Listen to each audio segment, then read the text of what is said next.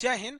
भारत से जितने लोग क्राइम करते हैं, चाहे वो फाइनेंशियल हो या कोई भी हो, चाहे मर्डर या टेरर टाइप के जितने बड़े अपराध होते हैं, इसको करने के बाद वो विदेश भाग जाते हैं। और विदेश में भी सबसे ज्यादा वो लंदन को प्रीफर करते हैं। ऐसा क्यों होता है? ऐसा नहीं है कि केवल भारत के लोग लंदन भागते हैं। पाकिस्तान के प्रधानमंत्री नवाज शरीफ के ऊपर जब भ्रष्टाचार के आरोप लगे, वो भी लंदन भाग गए। वहां के पूर्व राष्ट्रपति और जनरल परवेज मुशर्रफ, वो भी लंदन भाग गए। पूरी दुनिया से लोग अगर कहीं भागते हैं तो सीधे लंदन भाग जाते हैं। चाहे वो हमारे आईपीएल घोटाला को लेकर ललित मोदी हो, नीरव मोदी हो, या फिर विजय माल्या, ये लंदन भाग जाते हैं। इसके लिए लंदन कुछ इन लोग को बुलाता भी है। इंग्लैंड जो है इसके लिए खुद प्रेरित करता है। दुनिया के जितने फ्रॉडियर हैं, वो करोड़पति वगैरह, वो कहते हैं कि अगर आप इंग्लैंड में आकर 2 मिलियन पाउंड का अगर इन्वेस्टमेंट करते हैं, या बंगला खरीदते हैं, रेस्टोरेंट चलाते हैं, या फैक्ट्री खोलते हैं, कोई भी चीज करते हैं, तो हम आपको कुछ साल तक रहने की गारंटी दे देते हैं, चाहे आप कितना भी बड़ा अपराध किए हो। इसके लिए वो ऐसे लोगों को गोल्डन वीजा प्रोवाइड करता है। और ऐसे लोगों को उसकी जो कानून व्यवस्था थोड़ी सी अपनी आंखें बंद कर लेती है। लेकिन ऐसा नहीं है कि कोई भी सरकार या इवन भारत सरकार हाथ पर हाथ रख के बैठी है। इसके लिए भारत सरकार ने भी इंग्लैंड से तथा अन्य देशों से भी प्रत्यार्पण संधि किया है, जिसके एक्स्ट्राडिशन ट्रीटी के नाम से जानते हैं। अब ये एक्स्ट्राडिशन ट्रीटी जो है इंटरनेशनल लॉ नहीं है, ये द्विपक्षीय संबंध है। जो देश आपस में समझौता किए वही उसी पे लगता है। इसके तहत ये होता है कि अगर कोई हमारे देश का अपराधी है, दूसरे देश में भाग गया है, तो उस देश को कहा जाएगा कि तुम इसको पकड़ो और हमको दो।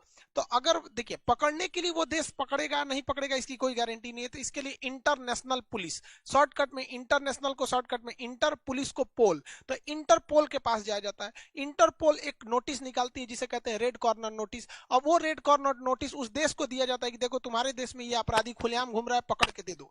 लेकिन फाइनेंशियल केस में क्या होता है कि व्यक्ति खुलेआम घूमता ही है, जैसे नीरव मोदी हो गया, विजय माल्या हो गए, ललित मोदी खुलेआम घूमते हैं। लेकिन जैसे दाऊद इब्राहिम जैसे लोग, ये लोग खुलेआम नहीं घूमते हैं। तो जो छुप के हैं उन्हें पकड़ने के लिए रेड कॉर्नर नोटिस लाया जाता है, उसके बाद प्रत्यार्पण कराया जाता है। लेकिन जो खुलेआम घूमते हैं उनके लिए प्रत्यार्पण कराया जाता है। तो भारत ने 1992 में ही प्रत्यार्पण संधि कर लिया था।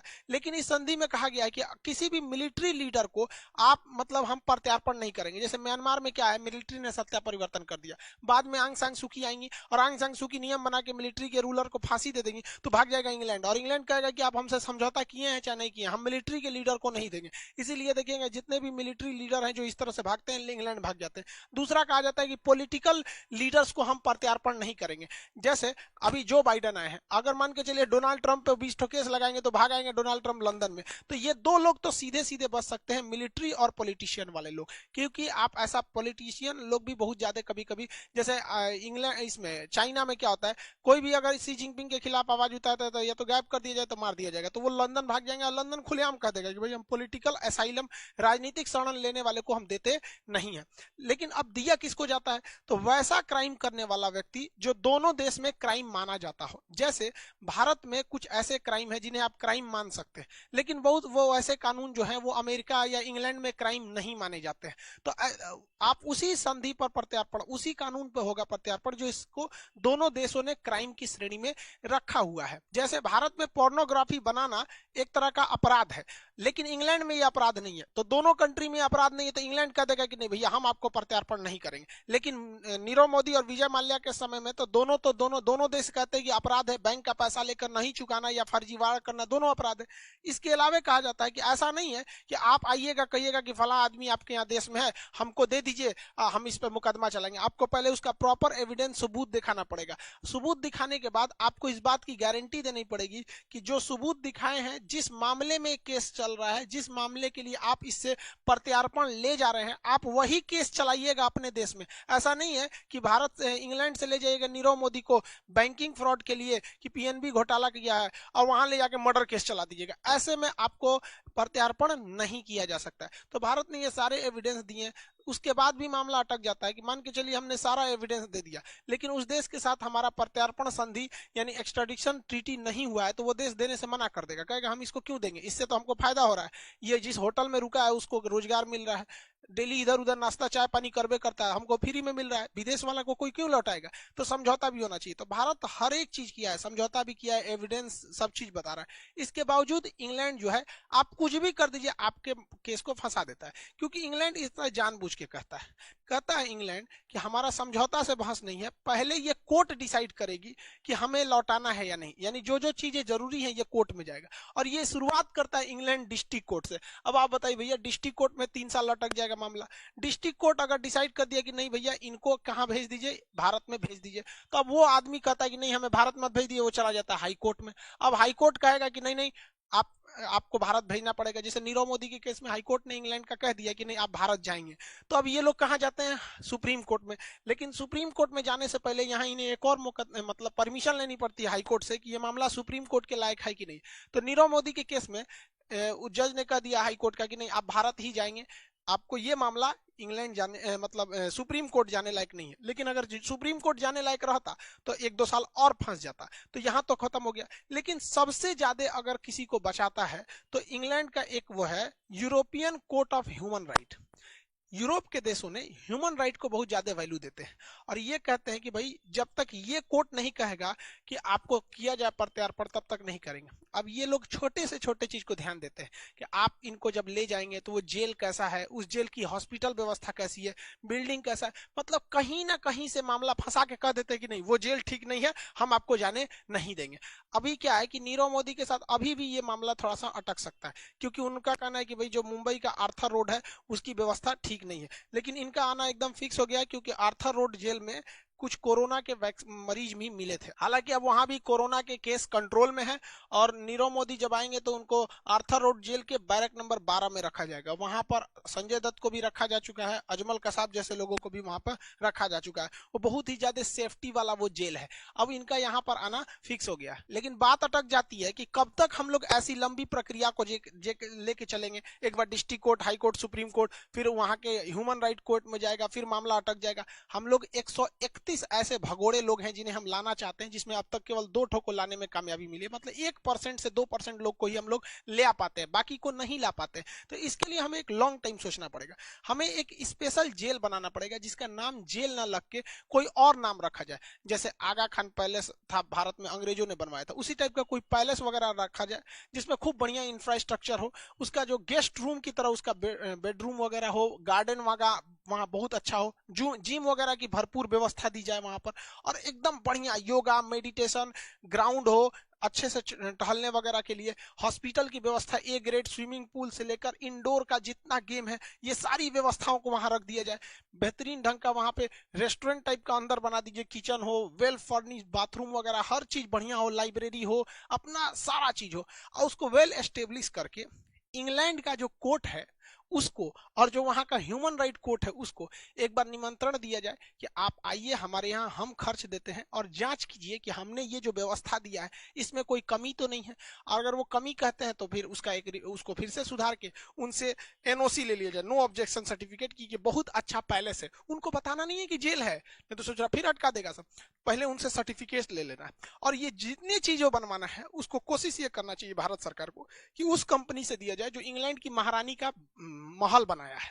हर चीज जो कंपनी का उनके यहाँ टॉयलेट बाथरूम है वही लगाओ, किचन जो वहां बना मतलब एकदम सेम, ताकि इंग्लैंड का कोई भी कोर्ट या फिर ह्यूमन राइट ये ना कह सके कि इस महल में, इस पैलेस में किसी चीज की कमी है। जब ये बन जाए ना तब भारत के लिए सही है। अब वहां पे प्रत्यार्पण किया जाएगा तो ये ह्यूमन राइट वाले कहेंगे कि जिस जेल में ले जा रहे हैं व्यवस्था नहीं है, तो कहा जाएगा देखिए 2 साल पहले आप ही लोग घूमने गए थे भारत में, कहते कि 1 नंबर व्यवस्था है, उसी पैलेस में ले जाएंगे, वो जेल नहीं है पैलेस है, वहीं ले जाएंगे। तो एक रास्ता ये बच सकता है हम लोग के लिए, ये काफी अच्छा है। क्योंकि वो लोग नॉर्मल जेल भारत का देखिएगा ना, तो हम ये नहीं करेंगे किसी को जेल में ले आके फैसिलिटीज दिया जाए। अरे कम से कम लाइएगा तो बढ़िया जगह रख के थूरेगा आदमी, कोई जरूरी है कि खराब जेल में थूरेगा। थूरने के लिए ऐसे ही बढ़िया जगह बढ़िया कुर्सी पे बैठा के थूरेगा आदमी, ऐसा थोड़ी कर रहे हैं कि आप थूरिएगा नहीं, लेकिन लाइए, क्योंकि इससे क्या होता है अटक जाता है, लोगों का मन बढ़ जाता है। ऐसा अंग्रेजों ने भी किया था। भारत छोड़ो आंदोलन बहुत ही विकराल रूप लेने जा रहा था 8 अगस्त 1942 को। ये वो समय था जब इंग्लैंड की कमर तोड़ दिया था जर्मनी ने द्वितीय विश्व युद्ध में। इसी बीच महात्मा गांधी ने देखा लोहा गर्म है, अभी प्रहार करना सही है, डू और डाई, करो या मरो का नारा दिया भारत छोड़ो आंदोलन में।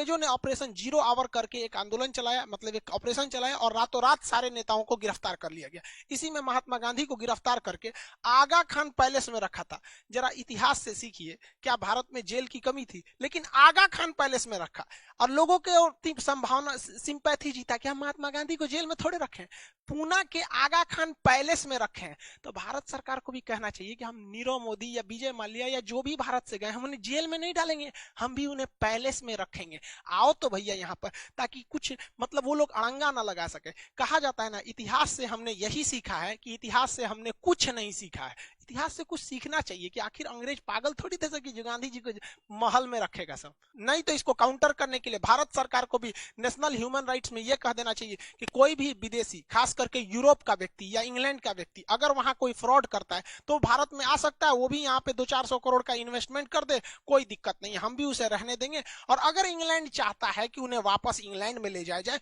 कोई दिक्कत नहीं है, आप भारत में आइए, हम भी लौटा देंगे, लेकिन पहले डिस्ट्रिक्ट कोर्ट में मुकदमा लड़िए, डिस्ट्रिक्ट कोर्ट के बाद हाई कोर्ट जाइए, सुप्रीम कोर्ट जाइए। अरे भाई साहब, जिस दिन इंग्लैंड को ये झेलना पड़ेगा उसे समझ जाएगा कि भारत के में क्या व्यवस्था है।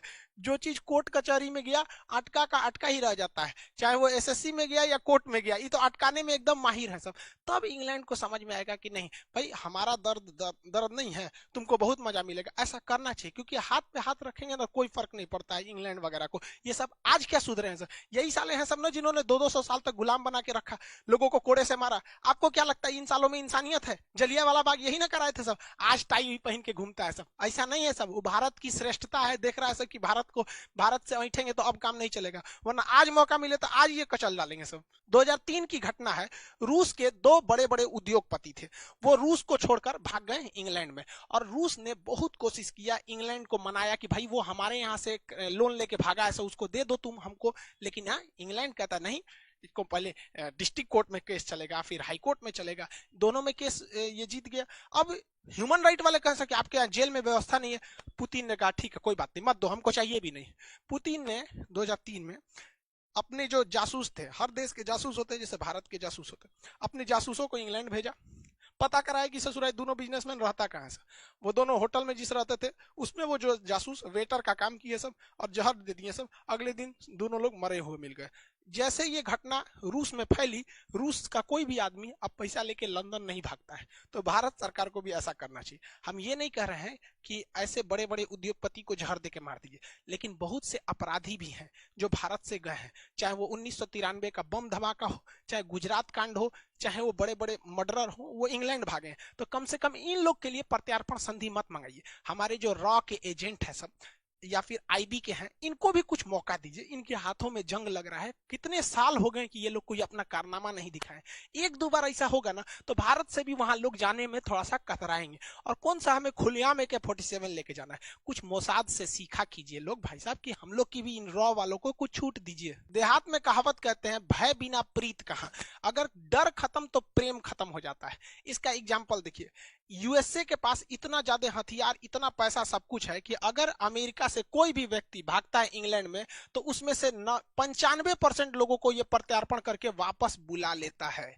वही भारत का देखेंगे तो भारत से जितने लोग इंग्लैंड जाते हैं उसका 1% लोग को भी भारत नहीं बुला पाता है, जबकि दोनों में सेम समझौता हुआ है। ये पावरफुल है इसलिए ही कर लेता है। तो हम लोग को ये दोहरी नीति अपनाते हैं अंग्रेज सब, शुरुआत से ही इन लोग की कहानी सेम रही है। तो ऐसे हाथ पे हाथ रखने से मन बढ़ने लगेगा। और जो बैंकों का पैसा ये बड़े बड़े उद्योगपति लेके जा रहे हैं, जरा याद कीजिए कि गरीब के अकाउंट में अगर पैसे कम हो गए तो उल्टे पैसे काट लिए जाते हैं। अगर गरीब ने अपना लोन नहीं चुकाया तो बैंक अपना बाउंसर भेज देती है, उन लोग को पीटा जाता है। ट्रैक्टर का पैसा नहीं चुकाया तो घर से आके ट्रैक्टर लेके चले जाते हैं, क्योंकि उन लोग गरीब हैं, उन पे चढ़ सकते हैं। और ये अमीर लोग हजारों हजारों करोड़, 10,000 करोड़, 14,000 करोड़, इतना इतना पैसा लेके जाएंगे, वो उनका पैसा थोड़ी है। या बैंक में जो पैसा है, बैंक लोन बांटती है, बैंक के दादा का पैसा है, वो इन्हीं गरीब लोगों का पैसा है। और वही बैंक जब डूब जाती है तो मोनिटोरियम लगा दिया जाता है कि आप 5,000 से ज्यादा नहीं निकाल सकते हैं। अभी कई तो बैंक डूबे थे सब, महाराष्ट्र से लेके कई बैंक डूबे सब वहां पर।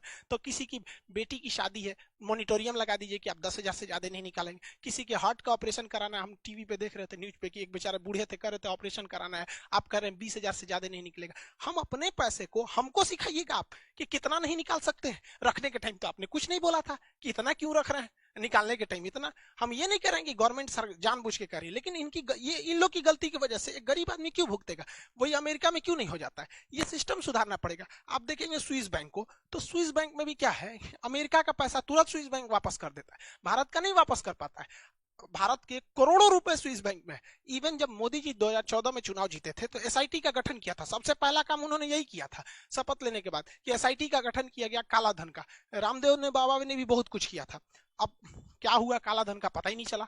अब काला धन के लिए स्विस बैंक ने भारत के लगभग 200 लोगों का नाम बताया था कि ये लोगों का काला धन है। उस समय विदेश मंत्री सुषमा जी थी और वित्त मंत्री जेटली जी थे। अब ये दोनों लोग नहीं है और 200 लोगों का नाम कहाँ गया पता ही नहीं चल पाया। तो खैर ये स्विस बैंक में पैसे कैसे रखे जाते हैं इस एक अलग टॉपिक है, इस पर कभी और चर्चा करेंगे। आई होप आप ये समझे होंगे कि लोग इंग्लैंड ही क्यों जाते हैं। आपका क्या राय है, भारत को सख्त नीति अपनानी चाहिए या भारत को एक अलग से प्रत्यार्पण जेल बनाकर हर सुविधा दे देनी चाहिए ताकि उन लोग को कोई बहाना ना मिले? ऐसा करना चाहिए या नहीं, आप कमेंट करके बताएंगे। मिलेंगे नेक्स्ट क्लास में। जय हिंद।